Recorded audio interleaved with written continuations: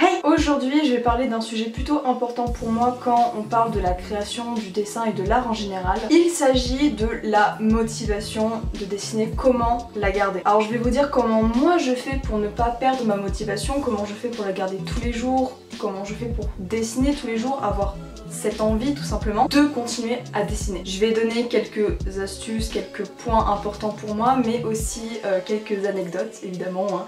Il faut un peu rendre le tout divertissant. Le premier point, c'est de ne pas perdre confiance en soi. Tout d'abord, il ne faut pas se comparer aux autres. Il faut tout simplement s'en inspirer. Se dire, si je travaille dur, je pourrais être à son niveau plus tard. Il faut se donner des challenges, des buts à atteindre, mais ne surtout pas se rabaisser par rapport aux autres, par rapport aux artistes qu'on apprécie, qu'on admire. Il ne faut pas détruire l'estime de soi et son travail parce qu'on a reçu des mauvaises critiques, qu'elles soient constructives ou non. Si elles sont constructives, apprenez de vos erreurs, essayez de voir quels défauts pointe la personne qui quand même prend son temps pour vous expliquer ce qui ne va pas dans votre dessin, ce qui ne va pas dans votre sculpture, dans votre photo, qu'importe. Je veux dire, si cette personne prend le temps de vous expliquer par exemple les erreurs de proportion qu'il y a dans votre dessin, si elle vous donne des astuces, ne prenez pas mal ce que vous dit cette personne, acceptez et essayez de faire avec ses conseils. Si par contre ce n'est pas constructif, laissez tout simplement tomber en fait.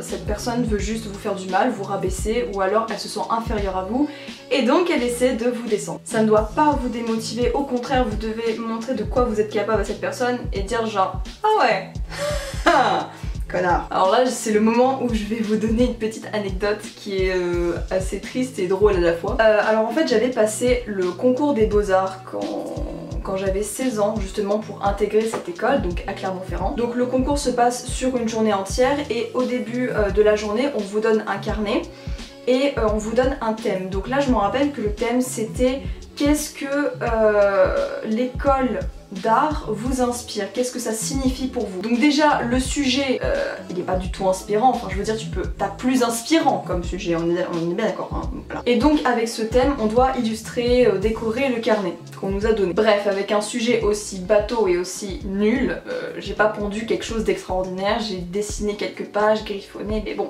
j'ai pas fait quelque chose de bon et j'étais même très déçue de moi. Et ensuite, comme tous les autres, j'ai été convoquée dans la journée pour présenter mon book. Donc c'est en fait, pour ceux qui ne savent pas, un book c'est l'ensemble de votre travail. Voilà, ça donne un aperçu de ce que vous êtes capable de faire. Donc j'ai donné mon book, j'ai donné quelques photos que j'avais essayé de prendre parce que le but c'est de montrer que vous vous intéressez à tout, à plusieurs techniques et à plusieurs formes d'art. Et donc j'ai donné ces photos, mes dessins, mes croquis, mes peintures, que ce soit à l'aquarelle ou à l'acrylique. Et évidemment j'ai donné le fameux carnet en question qu'ils ont feuilleté. Et en fait ça a été un des pires moments de ma vie, clairement. Mais vraiment. Déjà, au lieu de me prendre que 15 minutes, donc c'est 15 minutes obligatoires, normalement ils peuvent pas vous prendre plus. Moins, ça veut dire qu'ils sont pas très intéressés. Ils m'ont pris 30 minutes. 30 minutes de pure souffrance. Et clairement, pendant ces 30 minutes, j'étais debout devant eux à présenter mon travail. J'étais face à 4 ou 5 professeurs, je ne me rappelle plus. Et clairement, ils m'ont descendu pendant ces 30 minutes. Je vais vous donner quelques exemples, hein, sinon c'est pas drôle. Déjà, quand j'entre dans la pièce, la croûte, je vais l'appeler comme ça, me demande mon nom, tout ça, d'où je viens, quel âge j'ai, nanana. Elle commence à apercevoir mon travail, elle s'arrête, elle me regarde et elle me dit vous êtes au courant d'où vous postulez, j'espère. Et moi je commence à paniquer, je fais bah ouais, putain, oui, je suis au Beaux-Arts, ouais. Moi je commence à paniquer, je me dis attends, ça se trouve je me suis trompée de salle, peut-être que c'est pas là. Si c'était bien là, donc moi je réponds bah ouais, je postule au Beaux-Arts. La meuf elle me regarde, fait ouais. Donc déjà, bonne ambiance, on a bien, oui, j'apprécie à ce moment-là, j'ai bien apprécié le moment, oui, on peut dire ça. Ensuite il me pose quelques questions concernant mon travail. Pour eux ça ne devait pas être du travail, ça devait être une création d'un enfant de 5 ans, je ne sais pas. Donc il me pose la fameuse question, vous vous inspirez quoi pour créer? Alors je commence à dire que je m'inspire de la musique, pour les petites BD que je faisais à l'époque et que je fais toujours aujourd'hui, je m'inspire de ce qui m'entoure, de l'actualité, de mes proches, surtout quand c'est de l'humour. Je m'inspire du cinéma et des jeux vidéo surtout, parce que c'est l'univers qui me correspond le plus. Et là, c'est le moment où ils se regardent tous entre eux, ils ricanent et ils disent ben voyons, les jeux vidéo. Et moi je commence à me dire ok, enfin ça commence mal parce que c'est pas que je voulais vraiment y rentrer dans cette école, mais c'était la première expérience que j'avais d'un entretien en école d'art. Je me suis dit oh, si eux ils apprécient pas mon travail, qu'est-ce que les gens en général pensent de mon travail? Ce sont des professionnels, c'est ça que je partais comme ça dans ma tête. Je me disais ce sont des professeurs d'art. S'ils n'aiment pas mon travail, ça veut dire que je suis mauvaise. Mais bon, vous allez voir que la suite c'est de pire en pire. Donc ensuite il y a le plus vieux des professeurs qui me regarde et qui me pose comme question. Je vois que vous dessinez beaucoup de femmes nues. Êtes-vous féminine? En fait j'ai pas du tout compris sa question et je me suis dit mais il veut quoi le mec? Que je me mette seins nus devant lui pour lui prouver que je suis une fémène? Pour lui prouver que je fais partie d'un mouvement, je sais pas. En plus il avait vraiment pas une gueule catholique du tout, enfin il me faisait trop peur, enfin bref. Après il y avait la plus âgée du groupe, donc pareil elle devait avoir 40-50 ans minimum, qui regarde mes dessins, enfin une partie de mes dessins et qui me fait c'est quoi toutes ces illustrations là? Et du coup je la regarde et je lui réponds tout simplement ça c'est une partie de mes illustrations que j'ai réalisées pour m'entraîner à représenter les expressions de douleur et de souffrance. Quelque chose avec des émotions très fortes. Là pareil, elle me scrute de bas en haut et me sort. Attendez, vous croyez vraiment que c'est expressif là? Vous trouvez vraiment qu'on sent quelque chose, qu'on ressent quelque chose? Moi je trouve ça bien plat, hein. Voilà, franchement, ah oui non, c'est pas du tout expressif, hein, là non. Donc là ça commençait à m'énerver, en fait j'étais entre la colère et la tristesse parce que en fait il s'amusait. Clairement il s'amusait avec moi, j'étais une petite baballe qui se renvoyait, c'était qui fera la remarque la plus blessante et la plus rabaissante. Puis quand ils ont vu les photos que j'avais prises exprès pour mon book, ils ont rigolé entre eux, ils se sont foutus de ma gueule, ils ont badé pendant 30 minutes sur celle de mon chien. Pareil quand j'ai dit que mon film préféré c'était Jurassic Park, ils se sont littéralement foutus de ma gueule. Et évidemment quand ils ont feuilleté le fameux carnet qu'on devait réaliser le jour même, ils m'ont clairement fait comprendre que c'était du vu, revu, déjà vu et que ça n'avait aucun intérêt. Vous imaginez bien qu'après cet entretien où je me suis pris clairement des bonnes grosses claques dans ma gueule, je n'étais pas très bien. Donc déjà on est dans une situation où les professeurs qui sont censés vous motiver, qui sont censés être respectueux, courtois, qui sont censés admettre en fait le travail fourni par les autres, ne le sont pas. Bref, le soir en rentrant, j'avais juste envie de pleurer. Parce que je venais de me faire descendre par 4 ou 5 profs sans interruption avec des remarques absolument non constructives. J'avais l'impression qu'on m'avait craché un gros molar à la gueule en fait. Mais dès le lendemain matin, je me suis reprise en main et j'ai eu un élan de grosse motivation de malade. Je me suis promis que quand je sortirai ma BD, parce que ça c'est un de mes rêves, sortir une BD, quelque chose, en fait sortir quelque chose avec une maison d'édition. Quand je serai connue, quand j'aurai une certaine notoriété, je leur enverrai une lettre avec les preuves de ma réussite, ce qu'ils m'ont dit à ce moment-là à l'entretien, et une photo de moi en leur faisant un gros doigt d'honneur. Oui, on peut dire que je suis rancunière, ouais. Fin de l'anecdote, mais voilà, c'est juste pour vous dire que si un jour vous êtes confronté à cette situation, que ce soit sur internet ou en face, c'est quand même pire, je trouve, le ressenti.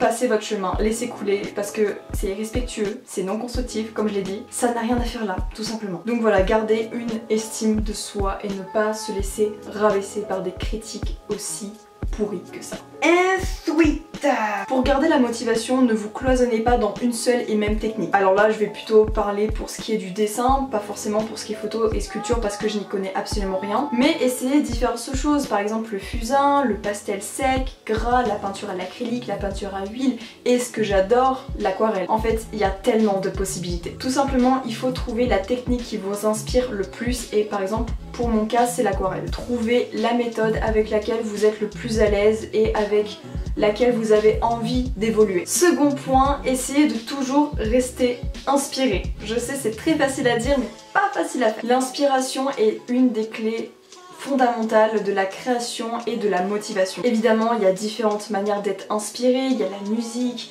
il y a les voyages, il y a le cinéma, le théâtre, la littérature, enfin les jeux vidéo, il y a tellement de possibilités pour être inspiré. Il faut juste trouver ce qui vous inspire le plus. Donc moi je sais que c'est le cinéma, les jeux vidéo principalement et la musique. D'ailleurs je ferai une vidéo sur les choses qui m'inspirent et je ciblerai des choses très particulières, des licences, plein de choses. Je vous montrerai. Autre point très important pour moi, mais ça ne marche pas forcément pour tout le monde, c'est essayer de dessiner régulièrement. Le fait de dessiner tous les jours, d'apprendre à dessiner réellement, de dessiner d'autres poses, des mains, les pieds, plein de choses, ça va faire que vous allez vous améliorer extrêmement vite par rapport à la situation où vous allez dessiner une fois par semaine. Voir votre amélioration et votre progression, ça va vraiment vous booster le moral et forcément vous allez rester motivé et vous allez vouloir toujours être plus doué.